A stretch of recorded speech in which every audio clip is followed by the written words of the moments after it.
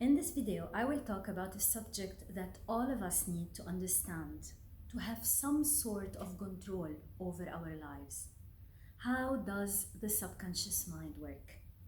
Well, it rules 95% of our lives, so it would be very good to understand the mechanism of it. We all have two separate faculties in our mind that govern our behavior: the subconscious mind and the conscious mind. Take a moment and bring your awareness to your feet on the floor, to the feeling of clothes on your body, to any pain you are feeling right now. Somewhere, somehow in your body, you become aware of it. This is totally conscious. Another example: feeling hungry and deciding to eat a sandwich, missing someone and wanting to talk to this person. This is all conscious because you choose with your full awareness to eat and to call this person. Now, what about the things that you cannot do, or the things that you cannot stop doing? Example: I'm eating too much. I don't want this, but I seriously, in my full power, I cannot stop it. I am not able to push myself to accomplish this task. I know that I want to, but I simply cannot. I am too lazy. Your consciousness here has too little impact. This is all subconscious. So if I want to do something generally, I would use my conscious mind to organize myself in order to do the task. I can choose to call a friend or choose to take a particular job. However, this conscious mind is only concerned with actively doing the things. It has absolutely no stored information, nothing at all. When a baby or a toddler or a child, they walk for the first time, or they eat for the first time, or they say their first word, this comes from the information that is already stored in their head and precisely in their subconscious mind. Think of the subconscious as a storage place, as a vault, where you keep all your jewelry and money and the valuable stuff. Our memory is so large and so deep that things that happen to us when we are young are almost completely forgotten up until roughly the age of 4, 5, or 6. We may remember a few bits and pieces, but basically all those memories are stored in our subconscious mind, and deeply stored, because they do not serve any immediate purpose, so they are just put away to be immediately recalled consciously. We live our lives and we are basically forgetting up to 99% of our daily activities. Yes, we forget, but be aware that everything, every event, every word, every picture, number, absolutely anything is stored and held in the subconscious mind without it ever being recalled again. When the person is totally relaxed, like in a state of trance, under hypnosis, and if the focus is deep enough, significant and insignificant events can be recalled easily. This is when we can recall. They just resurface, giving place to epiphanies, to aha moments, to light bulb moments, to clear understanding of one's behaviors, feelings, and beliefs. So the subconscious represents 90 to 95% of our behavior. But we think all our behavior comes from our conscious awareness. And we do not give attention to that subconscious at all sometimes. In reality, during a day, we drift in and out of consciousness all the time. So we don't realize how many decisions we make subconsciously. Now let me give you this example. If you were asked to strip naked and walk through a busy shopping center, there's no way, right?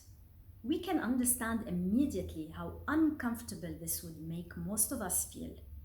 Yet, the idea of us being uncomfortable is purely based on our experiences of what discomfort or uneasiness is related to.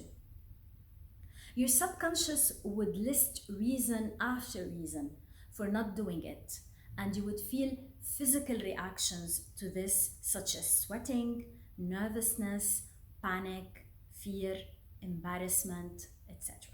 All those feelings. Well, that is your subconscious making sure that you follow its code of ethics. The code of ethics that was engraved in it since you were a little child. The ideas in the subconscious mind are a catalog of experiences, words, expressions, lessons that told us or at the time, or that taught us at the time, this is the way to deal with this. The subconscious is there to run programs from your learned experiences. It remembers how to walk, how to eat, how to sit, how to do everything. It is like computer programs. If you don't think about how you're going to do things, it will keep on running these programs and do them to the best of your learned ability. The subconscious does not forget anything, nothing at all. So when it has both good practices and bad practices, it will run the one that is most well rehearsed, the one that left a stronger imprint, and you have absolutely no control over that. In obvious situations, like walking naked in the street, this is a collective belief, a collective learning. It's very obviously repeated to us and directly, as we hear it indirectly, that we shouldn't walk naked on the street. But in other situations, where things are not very obvious, we are ourselves, or we see ourselves behaving repetitively in certain ways, repeating the same mistakes, avoiding certain circumstances that are maybe beneficial to us, fearing some things like flying, for example. But we are not aware why.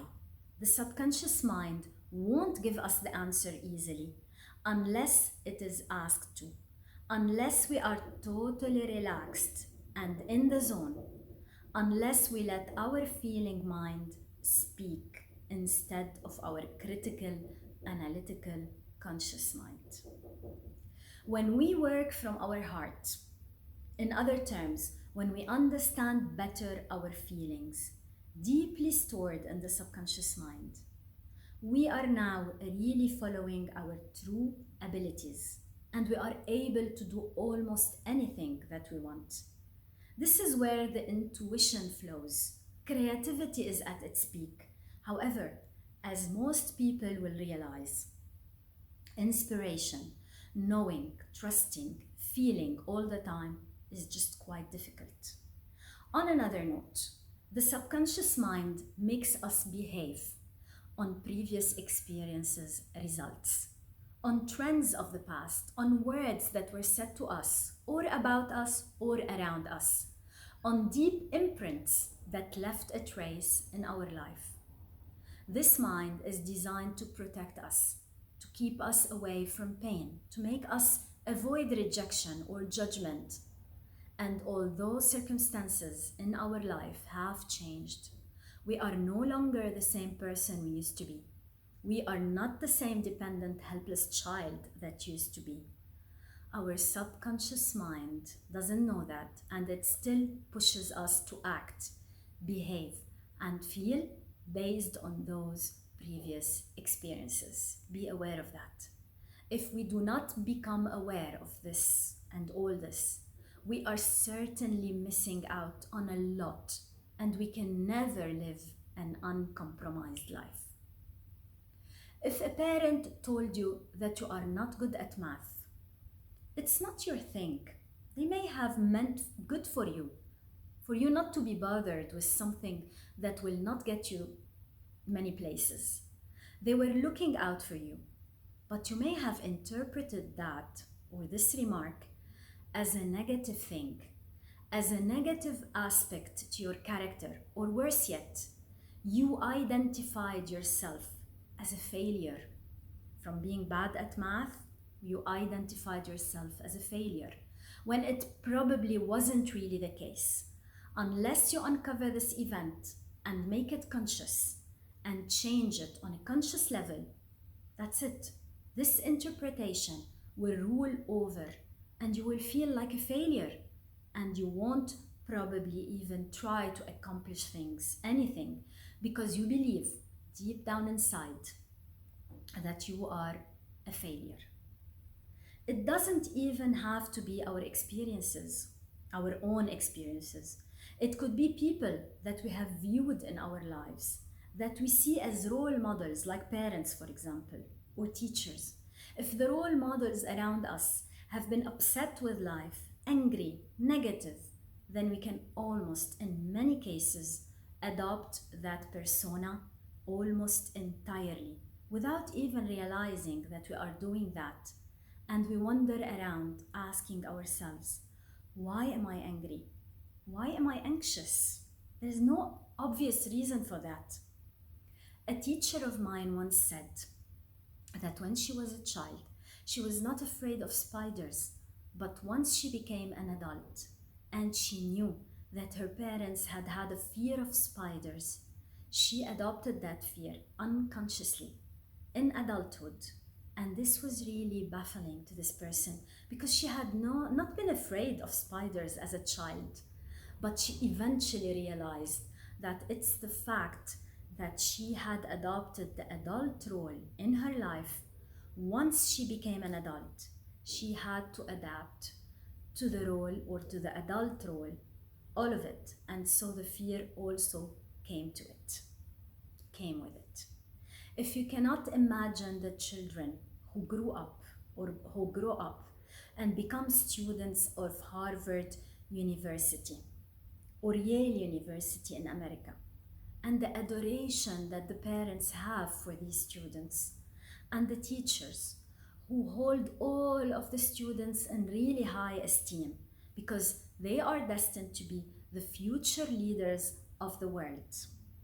If you compare this to the students who are sent to ordinary public schools, where the underlying message that is taught through society and the ideas of the teachers and the parents alike is very mainstream and relatively unambitious, then it is easy to see how all the things around us in our life, what our parents believe, what society believes, what our friends believe, and what we believe mostly accordingly, changes the way that we deal with things in the future. We make our beliefs, then our beliefs make us. To recap the above ideas, our subconscious mind programs our life based on teachings, experiences, events, assimilations, all of those. And unless we understand and we decode this program, and we will keep on living on autopilot mode, we will keep on acting the same way, thinking the same way, feeling the same way, all based on the past.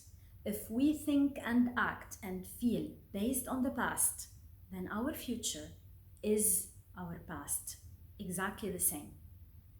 How do we deal with new friends? It accesses the file called How to Deal with New Friends, which may have been based on how you saw your adult parents deal with people, or it could be based on how you were treated when you got ignored at a party one time, once upon a time, as it was an event that shook you up. So when we face challenges in our adult lives that require us to behave in a better way, the house of cards that our mind is set up on doesn't easily change. I will give you other examples.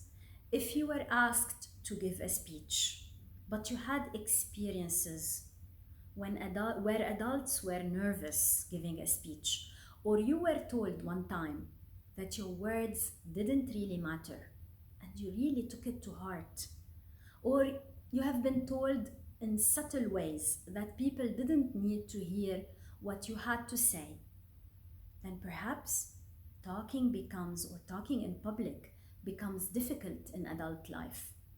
And I can go further than that. You will have anxiety attacks forbidding you from going on stage and make a fool out of yourself. A fool. Why?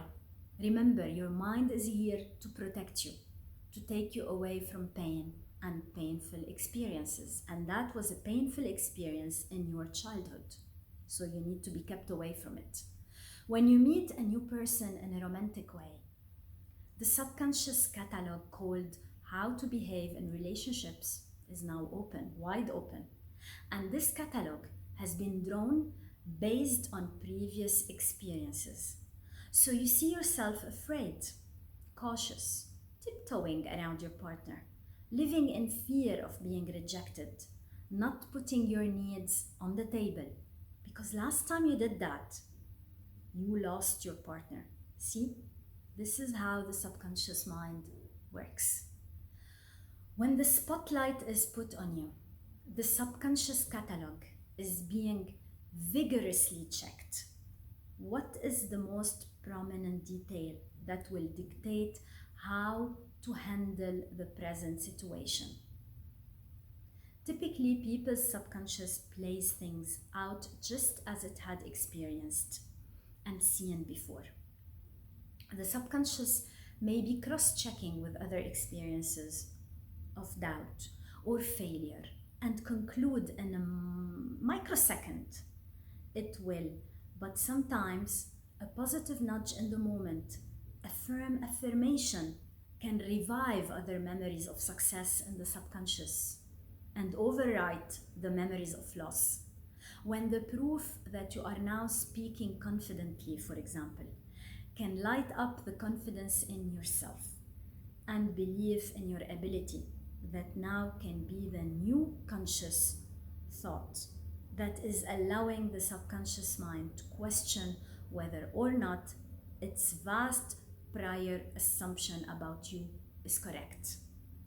This new conscious feeling is so powerful as it renewed enthusiasm and it has new current proof to back it up. Skydivers feel this euphoria all the time. It is the feeling of a new belief in oneself. You may have been depressed a lot in your life. You may have had a lot of difficulties, but in the present moment, when you are in the plane and you decide, I'm going to jump, this literally shakes the subconscious so much that the subconscious starts to question everything and go, oh wow, maybe this is a new way to experience your life. When you feel like you've never realized how powerful you are, this is an amazing realization.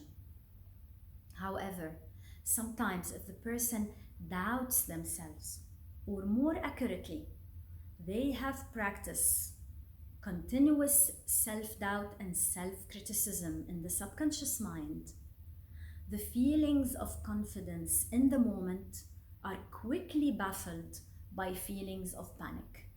These physical reactions are just the subconscious way of alerting you of the perceived dangers. So now you have two choices. The first one, decide to update this running program called subconscious and change all the thoughts and behaviors that are not serving you anymore as a free, independent adult, wanting to live and be happy to live. Or you can just keep on letting, this is the second choice, the subconscious control your life, and you will just call it fate. Once you uncover the root causes of your feelings, behaviors, fears, self-sabotaging, anxiety, addictions, really anything, I can count a lot, those beliefs are reframed at the subconscious level, and the subconscious is rewritten, giving birth to positive experiences and a fresh new way of seeing and living life. The subconscious, remember, is a series of programs that have been stored and remembered over a long period of time.